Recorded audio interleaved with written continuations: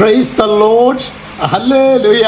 പ്രിയ സഹോദരങ്ങളെ, ഇന്ന് നാം ധ്യാനിക്കുന്നത് പ്രഭാഷക പുസ്തകം 35:10. അവിടെ ദൈവത്തിൻ്റെ മാറ്റമില്ലാത്ത വചനം വെളിപ്പെടുത്തുകയാണ്. കർത്താവിനെ മനം തുറന്ന് മഹത്വപ്പെടുത്തുക എന്നാണ് സഹോദരങ്ങളെ ദൈവവചനം നമ്മോട് പറയുന്നത്.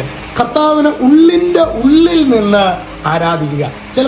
ചിലപ്പോഴല്ല, ബഹുഭൂരിപക്ഷം സമയം നമ്മുടെ ബലിയർപ്പണങ്ങൾ, നമ്മുടെ അവിടെ ബലിയർപ്പണത്തിന് കയറുന്നു, അങ്ങോട്ട് നോക്കുന്നു, ഇങ്ങോട്ട് നോക്കുന്നു, പിന്നെ പാട്ടുകാർ ശരിയല്ല നോക്കുന്നു, അയ്യോ അച്ഛൻ്റെ പ്രസംഗം കൂടി പോകാൻ സാധ്യതയെന്ന് പറയുന്നു, സൗണ്ട് ശരിയല്ലാന്ന് എന്തേലും കാര്യങ്ങളെ സഹോദരങ്ങൾ ബലിയർപ്പണ സമയത്ത്.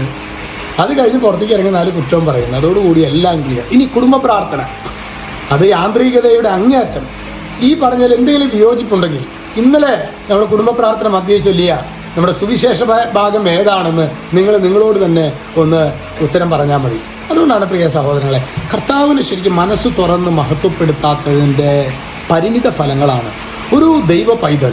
അതായത് ഹൃദയം കൊണ്ട് ദൈവത്തെ, യേശുവിനെ ആരാധിക്കാത്തിടത്തോളം കാലം അവൻ്റെ ജീവിതത്തിൽ ചെറിയൊരു കാറ്റുണ്ടായിക്കഴിഞ്ഞാൽ അവനത് കൊടുങ്കാറ്റായി തോന്നും. എന്നാൽ കർത്താവിന് ഹൃദയം തുറന്ന് ആരാധിക്കുന്നവൻ്റെ ജീവിതത്തിൽ എത്ര വലിയ കൊടുങ്കാറ്റ് വന്നാലും അവൻ പാറമേൽ പണിത ഭവനം പോലെ അവൻ അതിനെ അതിജീവിക്കും. അതുകൊണ്ട് പ്രിയ സഹോദരങ്ങളെ, കർത്താവിനെ മനം തുറന്ന് ഉള്ളിൻ്റെ ഉള്ളിൽ നിന്ന് ദൈവാരാധന ചെയ്യാൻ വേണ്ട ഒരു ദൈവകൃപയ്ക്ക് വേണ്ടി നമുക്ക് പ്രാർത്ഥിക്കാം.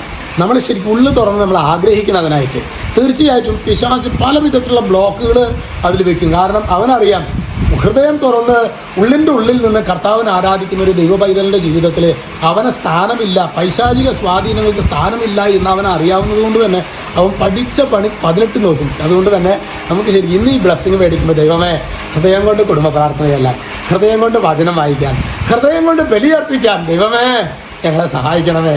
യേശുദാവായ യേശു ക്രിസ്തുവിൻ്റെ നാമത്തിൽ പ്രാർത്ഥിക്കുന്നു, ഇപ്പോഴും എപ്പോഴും എന്നേക്കും. ആമേൻ.